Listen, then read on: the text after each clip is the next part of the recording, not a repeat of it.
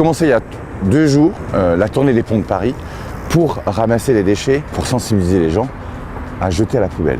Ben, tout a démarré en fait quand j'ai fait le tour de Paris. Je suis passé pont Garigliano et là j'ai vu du papier toilette qui était suspendu au pont Garigliano, qui était prêt à tomber dans l'eau. Et là je me suis dit, Ludo, on ne peut pas laisser ça comme ça. Donc bien évidemment, j'ai ramassé ce papier de toilette et là je me suis dit, mais Ludo, pourquoi tu ne ferais pas la tournée des ponts? Je suis sur le premier pont. Je suis sur le pont Garigliano. Deuxième pont, ça y est, c'est fait. Sur le troisième pont. Voici sur le 4e pont.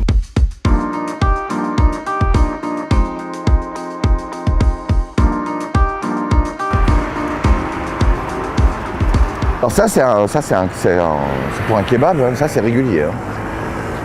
Ça c'est régulier. Hein. Les papiers gras là, les pizzas, oh là là. Je prends le temps de mes repos pour ramasser les déchets. Là par exemple, j'ai 3 jours de congé, ben, je les consacre au pont. Il n'y a pas une journée où je ne ramasse pas un seul déchet. Chaque jour, je ramasse un déchet tout le temps. Tout le temps, je suis obligé. C'est devenu addictif. Bon là, je vais changer le sac poubelle pour donner un coup de main à mes collègues, voilà. C'est vrai que je repasse derrière mes collègues, mais non, en fait, ils le prennent pas mal. Parce qu'en fait, il y a tellement de... Parce qu'ils font un boulot remarquable, comme j'ai toujours dit. Et c'est les gens, en fait, qui respectent pas leur boulot. Donc, juste à un moment donné, je pense qu'il faut être éduqué. Je pense qu'il y a un gros coup de pouce à faire au niveau de l'éducation. Est-ce que c'est épuisant, le fait de tout le temps ramasser les déchets? On s'aperçoit que c'est un cercle vicieux, etc. Ben, moi, ça ne m'épuise pas parce que je veux consacrer ma vie à ça et à sensibiliser. Et je sais que ça changera. Enfin, mine de rien, je ne pensais pas qu'il y avait du boulot comme ça, là. Tu vois, il y a du boulot, hein. Oula! Tu l'avais vu? Ben, tu sais quoi? On va y aller. Ouais, là c'est risqué, mais là c'est incroyable quand même.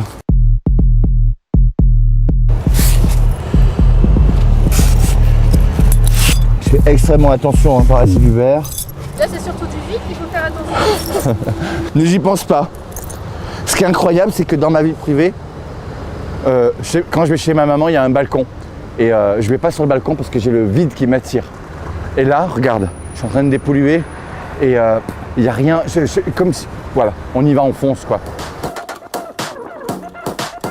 33e pont, 34e pont. Ah merci, ça va? Merci beaucoup, je vous dis à la fin. Je suis sur Insta, bravo messieurs. Merci, merci, mais là j'ai presque fini. Merci beaucoup, ça me touche. Voilà, oh non, faut pas que je pleure.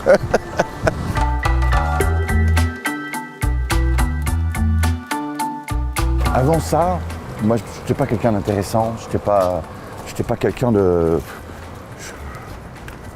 J'étais limite une sous-merde quoi. Je me dénigrais tellement. Et la propreté en fait, le fait de pouvoir, et puis les réseaux sociaux, puis le fait de faire mes vidéos, ça m'a épanoui. Ça m'a épanoui et ça m'épanouit encore et chaque jour. Oh là là là là. Quelqu'un que je respecte énormément m'appelait le Coluche de la propreté, aider son prochain. Moi, c'est ce que je fais un petit peu au niveau de la propreté aussi. C'est si je fais ça, c'est pour vous et pour la planète. Merci. Merci beaucoup. Ça y est, c'est terminé. Je me sens ému parce que c'est le 23e sac, 2300 litres. Le déchet, c'est beaucoup, mais je suis content d'avoir mis les ponts en valeur pendant ces 3 jours, parce que Paris ne mérite pas qu'on lui crache dessus, au contraire. Oh.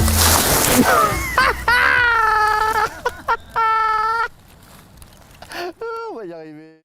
Alors bonjour chers frères, chères sœurs, chers amis, chers invités. Alors cette vidéo que vous venez de visualiser avait peut-être comme vous retenu mon attention, peut-être votre attention. Alors en regardant effectivement cette magnifique vidéo, hein, j'avais vraiment reçu l'envie de la commenter.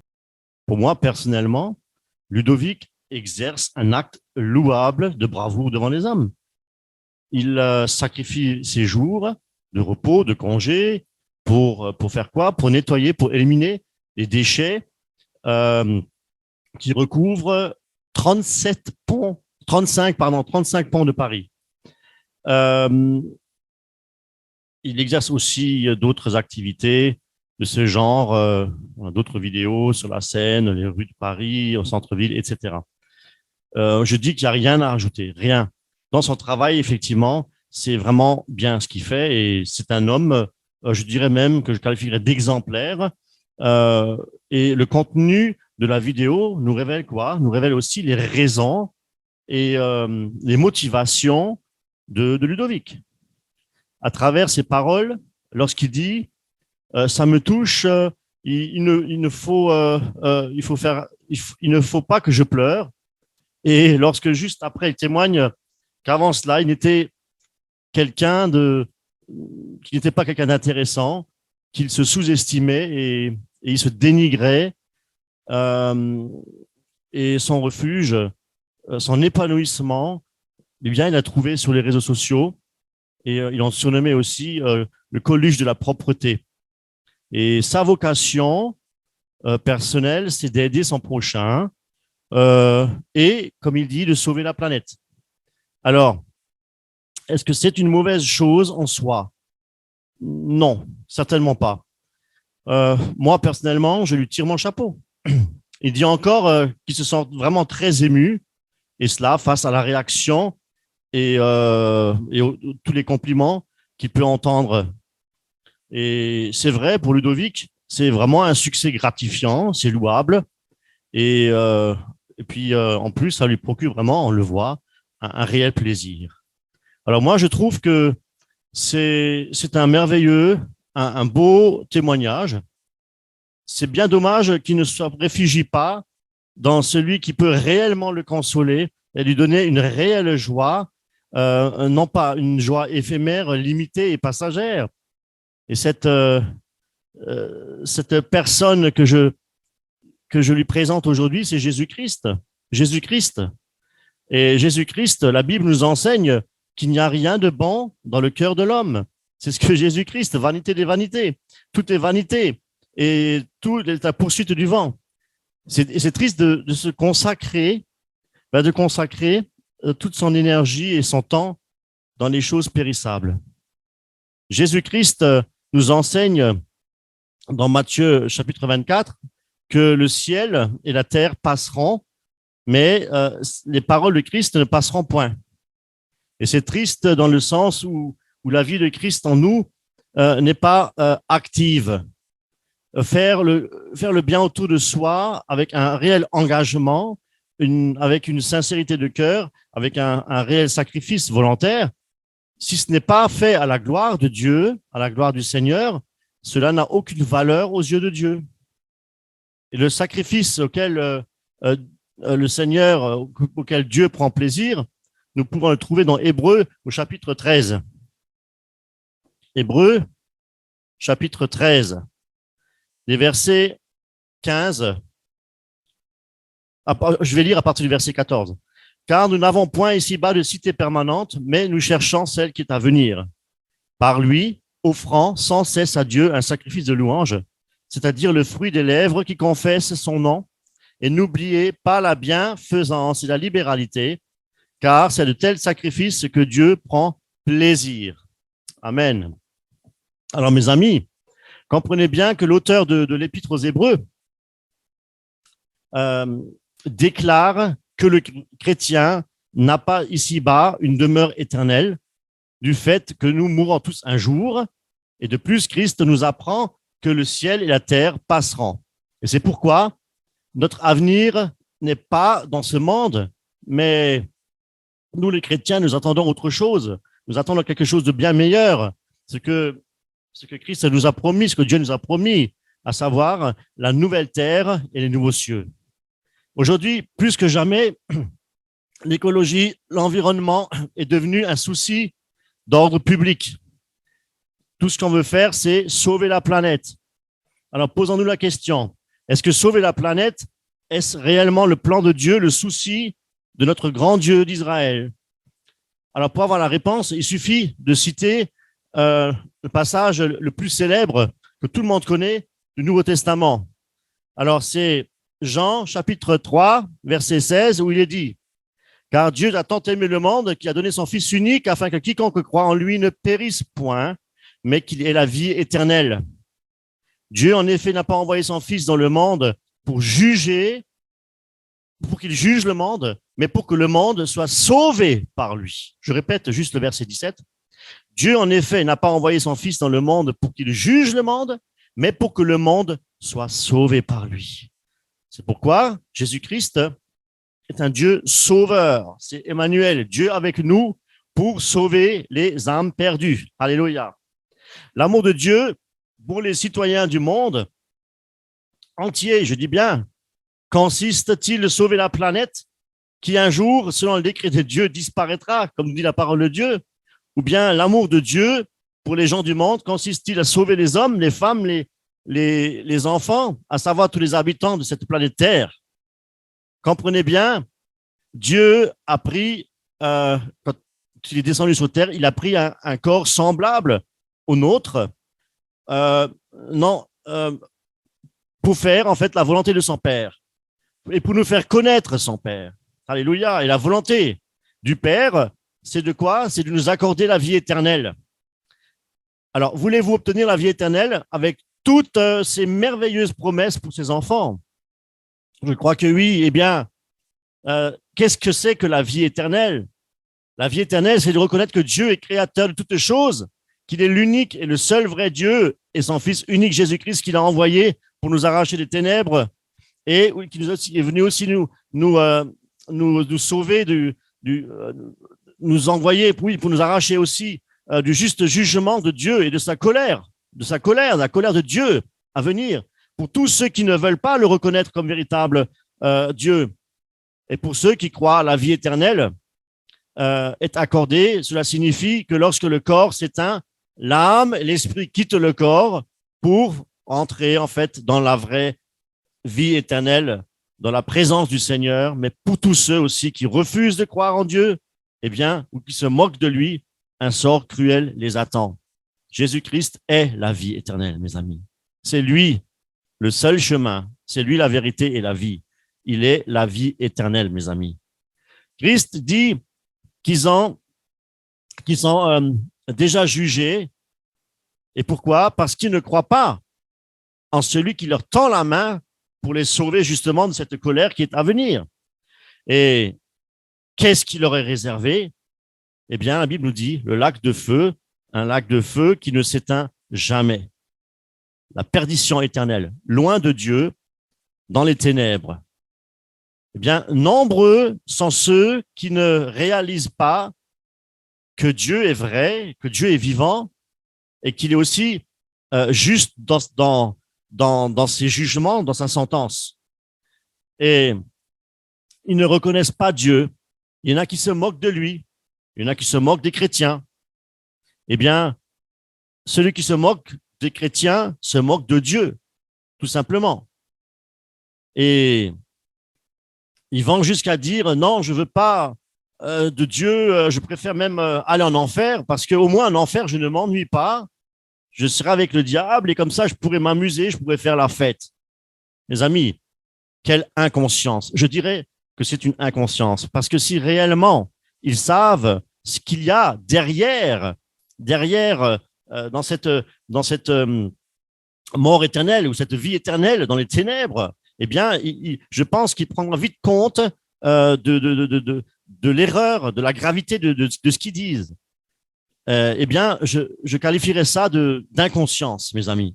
Il faut vraiment que le Seigneur les touche.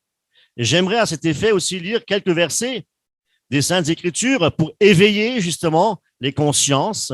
Et je prie aussi notre Seigneur qu'il ouvre les cœurs et l'intelligence et que par l'Esprit Saint, que le Seigneur, par son Esprit, puisse travailler et leur accorder la repentance. Mais avant cela, j'aimerais vous lire Jean, chapitre 17, verset 2, où il est dit « Selon que tu lui as donné pouvoir sur toute chair, afin qu'il accorde la vie éternelle à tous ceux qui lui a donné. Or, la vie éternelle, c'est qu'ils te connaissent, toi, le seul vrai Dieu, et celui que tu as envoyé, Jésus-Christ. Je t'ai glorifié sur la terre, j'ai achevé l'œuvre que tu m'as donné à faire, mes amis. Alors, mes amis, à présent, des versets, non pas venant de l'esprit de l'homme, attention, mais ce sont des versets les Écritures saintes, ce sont des versets qui sont inspirés directement de Dieu.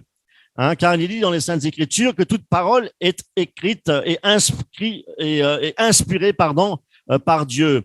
Et elles ont été écrites par des hommes que Dieu lui-même a choisis. Alors, nous allons commencer peut-être à lire dans Hébreux, à partir du chapitre 9, verset 27, où il est dit « Et comme il est réservé aux hommes de mourir une seule fois, après quoi vient le jugement, 1 Pierre 4, verset 5, ils rendront compte à celui qui est prêt à juger les vivants et les morts. Acte 17, 31. Parce qu'il a fixé un jour où il jugera le monde selon la justice par l'homme qu'il a désigné, ce dont il a donné à tous une preuve certaine, en faisant quoi? En le ressuscitant des morts. Et puis, on peut continuer encore dans Romains 3, 23, où il est dit « Car tous ont péché et sont privés de la gloire de Dieu ». Et Jean 3, 18, il est dit « Celui qui croit en lui n'est point condamné, mais celui qui ne croit pas est déjà condamné, parce qu'il n'a pas cru au nom du Fils unique de Dieu. » Matthieu 10, chapitre 10, verset 32-33, où il est dit « C'est pourquoi quiconque me confessera devant les hommes, je le confesserai aussi devant mon Père qui est dans les cieux. Mais quiconque me reniera devant les hommes, je le renierai aussi devant mon Père qui est dans les cieux. » Voilà, et donc pour finir, Acte chapitre 4, verset 12, où il est dit « Il n'y a de salut en aucun autre, car il n'y a sous le ciel aucun autre nom qui est donné parmi les hommes par lequel nous devrions être sauvés. » Alors, mes amis, pour hériter la vie éternelle, nous devons placer notre confiance en Dieu, le Père, et reconnaître Jésus-Christ, qu'il est réellement le Fils unique de Dieu, qui, sur la croix, a pris toutes nos fautes.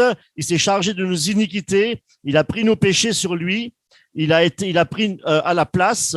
Il nous a rachetés au prix de son sang. Et n'oublions pas qu'aux yeux de Dieu, nous tous les hommes, depuis le premier homme Adam jusqu'à aujourd'hui, eh bien, nous sommes tous nés dans le péché et qu'il n'y a rien de bon, nous dit la parole de Dieu, dans le cœur de l'homme. L'homme est malade. Le cœur de l'homme est malade. Et de ce fait, nous sommes perdus, car le péché, son pouvoir, c'est la mort. Et le péché nous sépare de Dieu. Et qu'est-ce qu'il fait encore? Il nous condamne. Et c'est pourquoi, mes amis, il y a une loi, ce qu'on appelle la Torah, avec ses 10 commandements, le décalogue. Eh bien, dans ce décalogue, je dis bien que nous devons tous, normalement, obéir à cette loi, à ces 10 commandements. Et est-ce qu'on n'a pas une seule fois dans notre vie enfreint un seul commandement de ce décalogue, de ces 10 commandements? N'avons-nous pas jamais une seule fois dans notre vie menti? Et si vous dites oui, j'ai une fois menti dans ma vie, eh bien, on a enfreint un des 10 commandements de Dieu, à savoir le 8e. Le 8e commandement nous dit justement, tu ne mentiras point. Et qu'est-ce que dit les Écritures si nous avons enfreint un seul de ces commandements? Et là, nous pouvons aller dans Jacques, chapitre 2.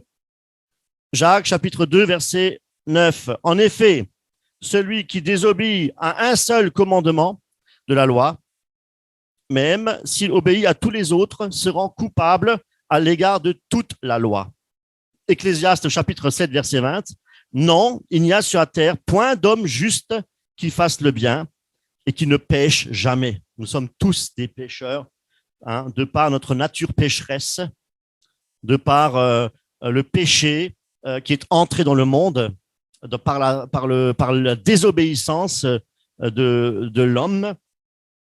Et voilà, donc maintenant, vous voyez combien aussi il y a des personnes qui disent « Oh, je suis catholique ou notre religion, peu importe, et je fais le bien autour de moi. Et je ne pense pas qu'un Dieu d'amour un Dieu si bon, un Dieu de compassion, de miséricorde, permettre que j'aille en enfer. C'est pas possible. Ce n'est pas possible.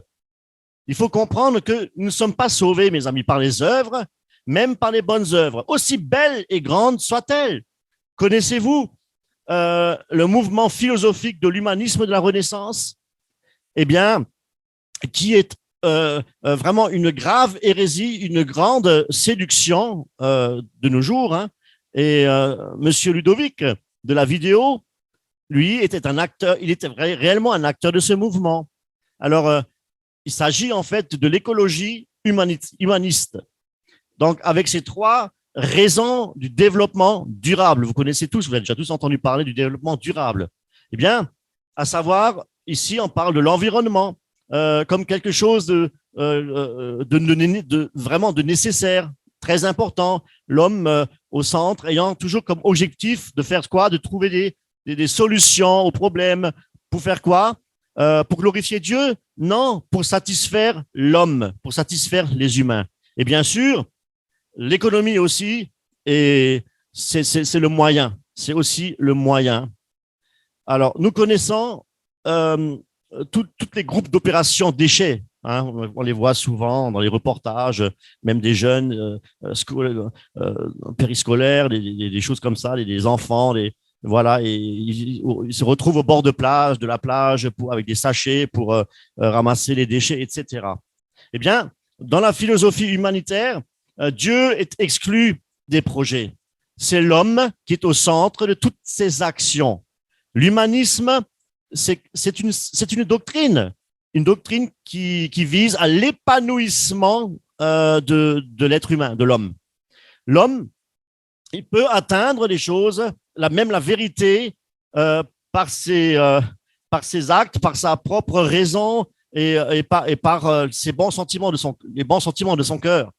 Alors que le cœur de l'homme, nous dit la parole de Dieu, est mauvais par-dessus tout et qu'il n'y a que Dieu qui peut changer le cœur de l'homme. Que Dieu peut le changer, mes amis.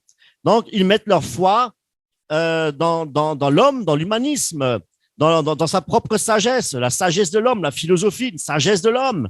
Et ce sont vraiment des principes humanisme. Alors, et la pensée de Ludovic dans la vidéo est une pensée humaniste, donc à savoir comment agir et mieux protéger notre environnement. Et alors, il existe énormément aujourd'hui d'associations dans le but de sauver la planète. Et si on n'arrive pas déjà à se sauver soi-même, qu'est-ce qu'on espère vouloir sauver la planète entière? Quel orgueil! L'homme sans Dieu, il est perdu. L'homme est orgueilleux. Hein? Ça nous rappelle aussi l'épisode de la tour de Babel. Eh bien, j'aimerais vous faire la lecture de Isaïe, chapitre 55. Isaïe, chapitre 55,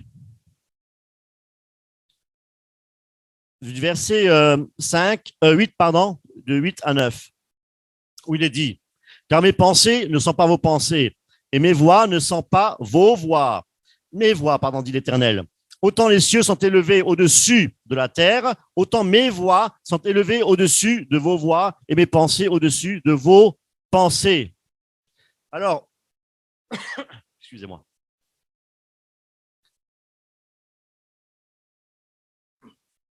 Alors, cela dit, mettre l'homme au centre des affaires, au centre des actions, etc., c'est quelque part dénigrer, c'est piétiner aussi, je dirais, l'autorité et les valeurs et les attributs de Dieu.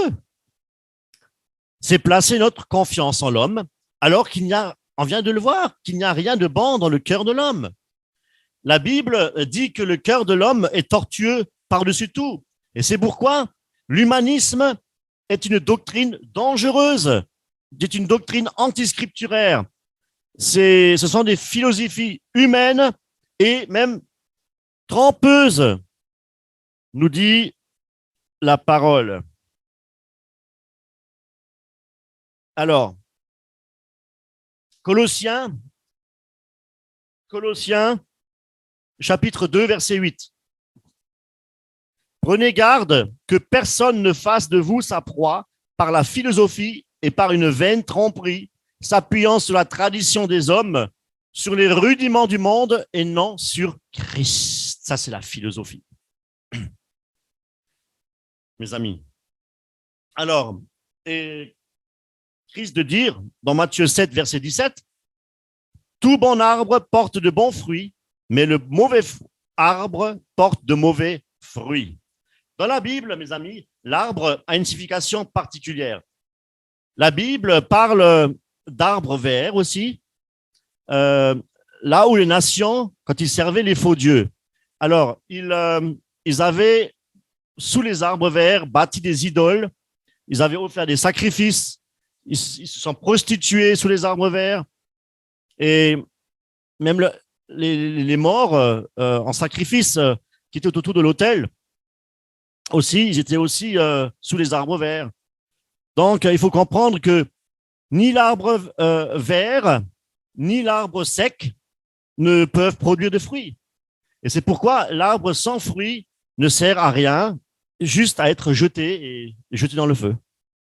Quand Jésus dit qu'un bon arbre ne peut produire de mauvais fruits, ça signifie que si nous sommes enracinés dans la foi en Jésus-Christ, que si nous sommes réellement dans la foi de Christ, si nous reconnaissons, c'est-à-dire que si nous reconnaissons Christ comme notre Seigneur et Sauveur, et si nous reconnaissons que nous sommes réellement perdus, notre nature déchue, notre nature pécheresse, eh bien, nous porterons de bons fruits. Et tout cela par la foi uniquement. Croire en Christ, lui faire confiance, remettre notre propre vie entre ses mains, prendre conscience que sans l'intervention de Christ, et cela par la puissance du Saint-Esprit, eh bien, pour la régénération de notre corps, notre âme et de notre esprit, nous ne pouvons pas être sauvés de la colère à venir. Colère de Dieu, dit la parole de Dieu, pour tous ceux qui volontairement repoussent la grâce offerte gratuitement et l'amour de Dieu et la bonté de Dieu qui nous pousse aussi à la repentance, mes amis.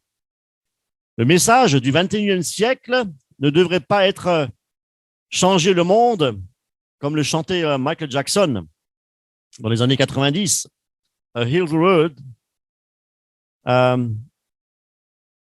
qui lui-même était une figure marquante de l'humanisme. Et j'aimerais vous lire ce qu'une étudiante en anthropologie a dit le concernant. Dans sa lettre, alors, adressée donc à la Fondation Nobel, cette étudiante a décrit la star comme un artiste légendaire et un humaniste qui a consacré sa vie au bienfait de l'humanité. À travers les frontières, il a délivré un message positif de solidarité et d'amour dans le monde, ajoute-t-elle. Alors, mes amis, malheureusement, le mouvement de l'humanisme, ou plutôt les principes de cette doctrine, ont été enseignés aussi dans l'Église. Et encore aujourd'hui, bien entendu, surtout aujourd'hui, eh bien, dans les églises, entre autres, charismatiques.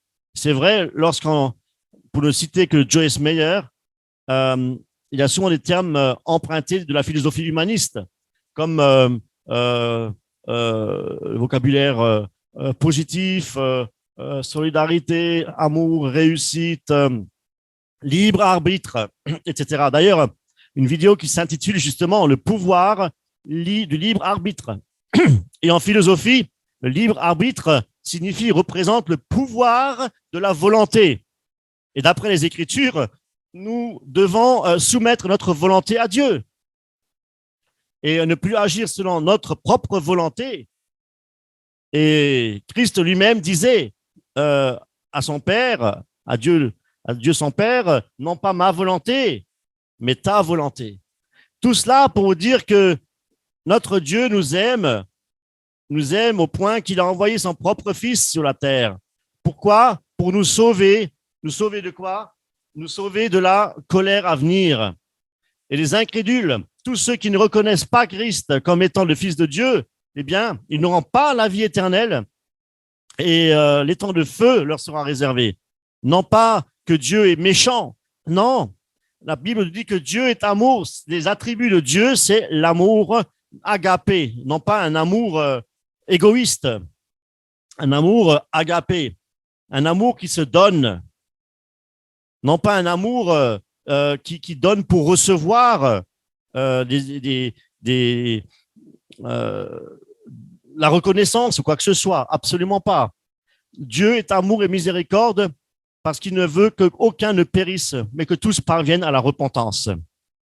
Et si nous allons dans Marc, chapitre 8, verset 35, il est dit « Car celui qui voudra sauver sa vie la perdra, mais celui qui perdra sa vie à cause de moi et de la bonne nouvelle la sauvera. Et à quoi sert-il à un homme de gagner tout le monde s'il perd son âme ?» Alors, malheureusement, beaucoup de personnes pensent qu'en faisant de bonnes œuvres, eh bien, ils ont l'accès ouvert au ciel, ils iront au paradis. C'est une grave hérésie. Le salut n'est que en Jésus-Christ. Le salut n'est pas dans les œuvres, mes amis. Et le salut est en Christ. Et lorsque nous sommes en Christ, le Seigneur, nous, comme il dit dans la parole de Dieu, qu'il a préparé de bonnes œuvres d'avance, pourvu que nous les pratiquions. Voilà, nous pratiquons les bonnes œuvres que Dieu a préparées lorsque Christ travaillera en nous, lorsque nous sommes sauvés. Et avant d'être sauvés, avant d'avoir accepté Jésus-Christ, les œuvres sont inutiles, ne servent à rien du tout.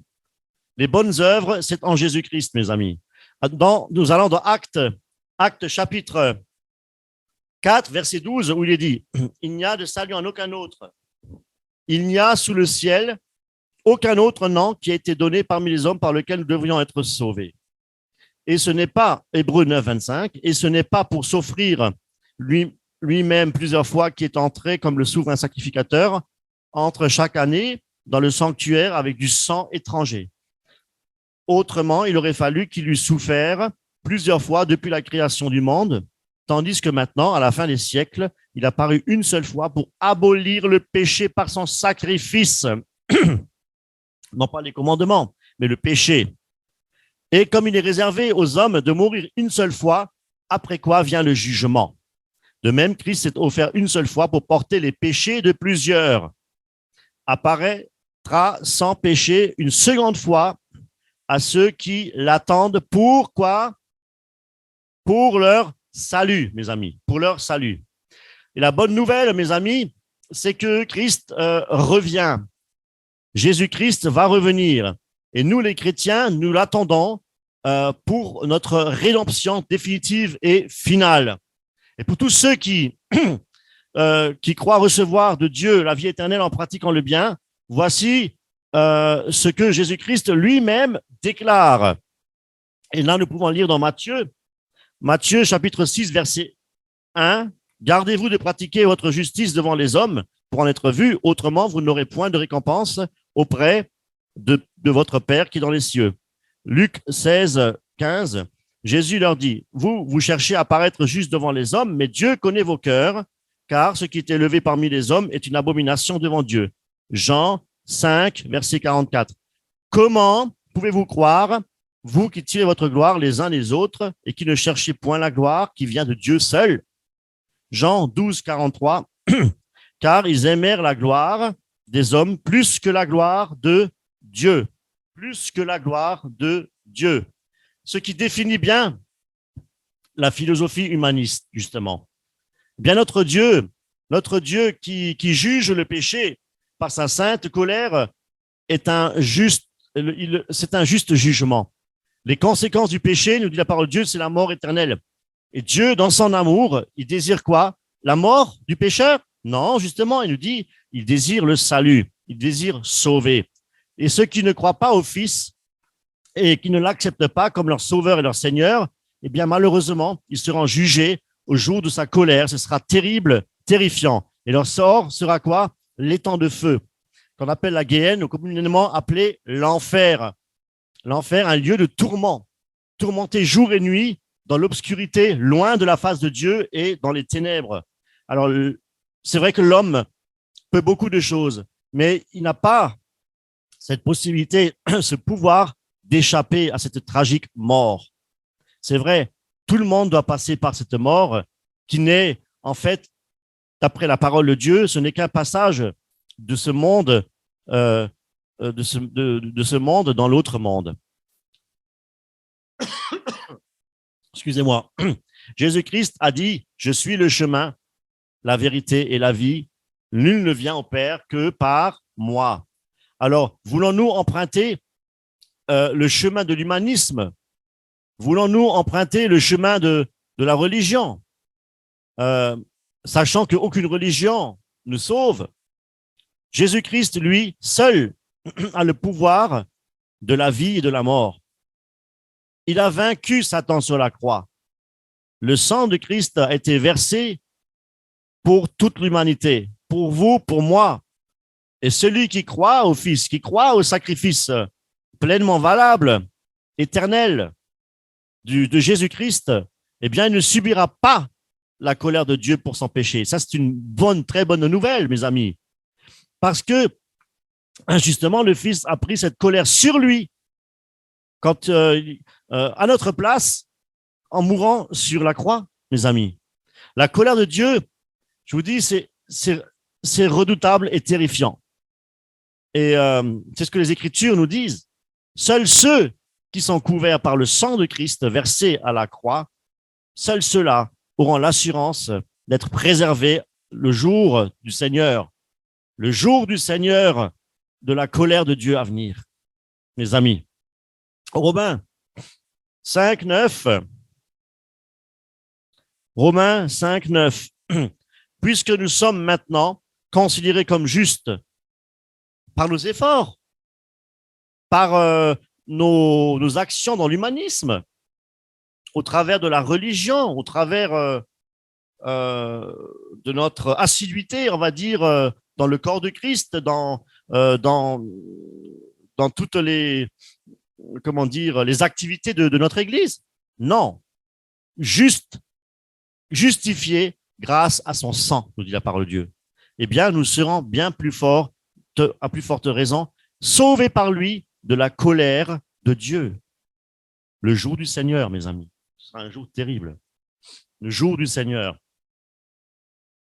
Alors, pour Ludovic de la vidéo, vraiment, de tout cœur, je bénis cet homme et ma prière repose le fait que le Seigneur Jésus-Christ, qui est vivant, assis à droite de Dieu, remplisse son cœur, parce que Christ lui-même remplit de compassion et d'amour pour tous les hommes, et naturellement aussi pour Ludovic personnellement, eh bien qu'il touche son cœur par la puissance du Saint-Esprit et le ramène à la repentance et à la foi. Et il aura accompli à ce moment-là l'œuvre bonne de Dieu, de croire en Dieu. Ça, c'est une œuvre bonne. Et bien entendu, le Seigneur aussi préparera d'autres œuvres qu'il pratiquera en vue du salut des âmes perdues. C'est ça, mes amis. Les œuvres que nous devons pratiquer, que Dieu a préparées d'avance, c'est de propager l'Évangile, c'est de prêcher la bonne nouvelle pour que les âmes soient sauvées. Alléluia. Que le Seigneur vous bénisse richement et à Dieu seul soit toute la gloire. Amen.